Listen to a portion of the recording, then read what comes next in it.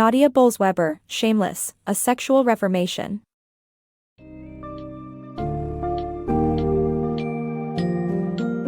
Embark on a journey through Nadia Bolz-Weber's book, Shameless, A Sexual Reformation, which explores the negative impact of the Church's teachings on sexuality and proposes a new approach to sexual ethics. As you delve into this summary, discover the Church's restrictive teachings, their consequences, and how they impede the potential for profound connections.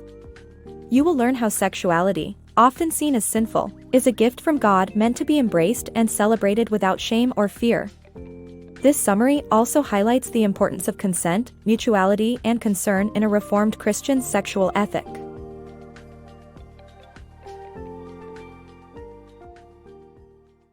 Sexuality and the problem with the Church.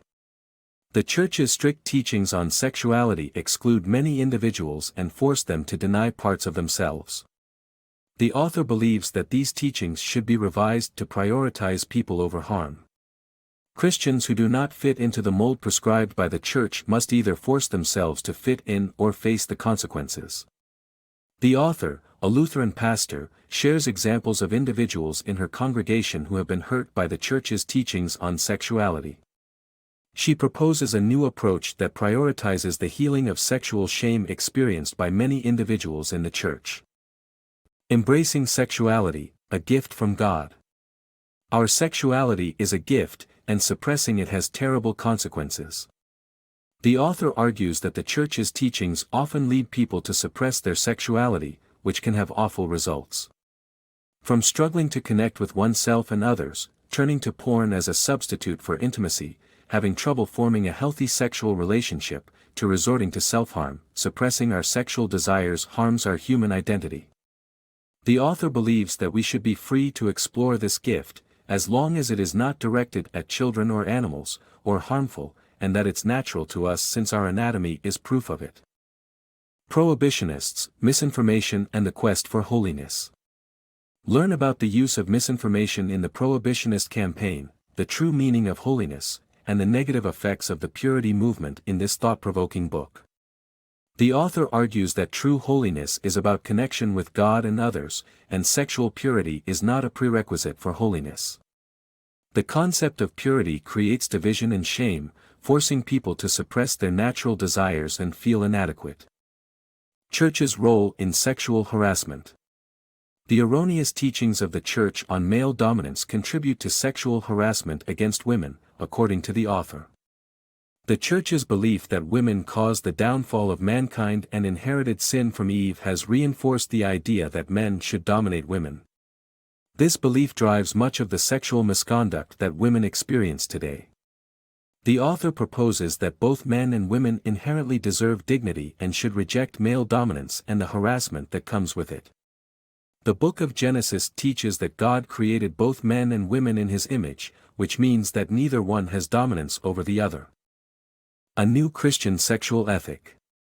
The Christian Church needs to adopt a new sexual ethic that encompasses consent, mutuality, and concern for everyone's sexual well-being.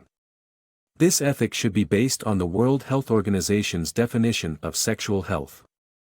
The author suggests taking cues from Martin Luther's teachings on the Ten Commandments and rethinking the Church's teachings on sexuality from a basic level.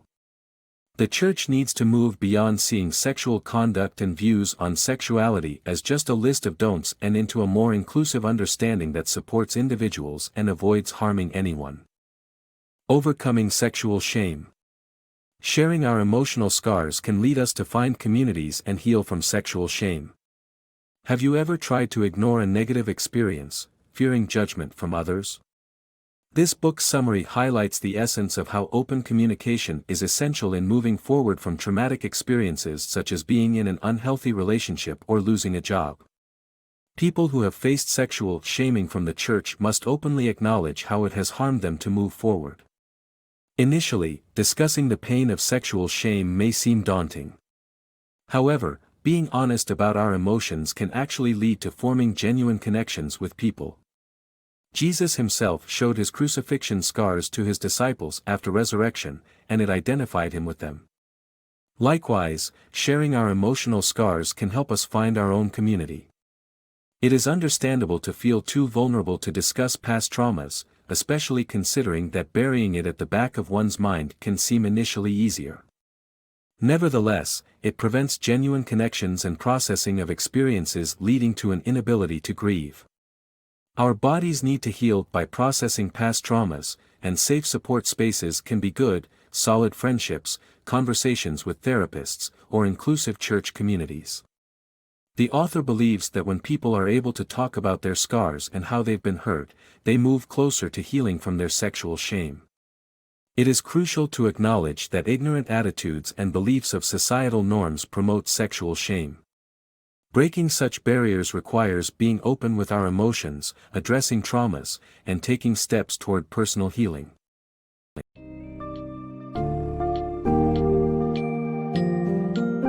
In closing, Shameless, A Sexual Reformation, challenges the traditional teachings of the Church regarding sexuality and offers a new, inclusive and compassionate approach to sexual ethics. At the core of this argument lies the belief that sexuality is a gift from God and should be experienced without shame or guilt. Nadia Bolz-Weber urges the reader to embrace values of consent, mutuality, and concern, promoting healing and acceptance in regard to one's sexuality. By openly acknowledging and sharing our personal experiences, we can begin to heal from the sexual shame imposed by narrow teachings, and create a more compassionate and understanding community.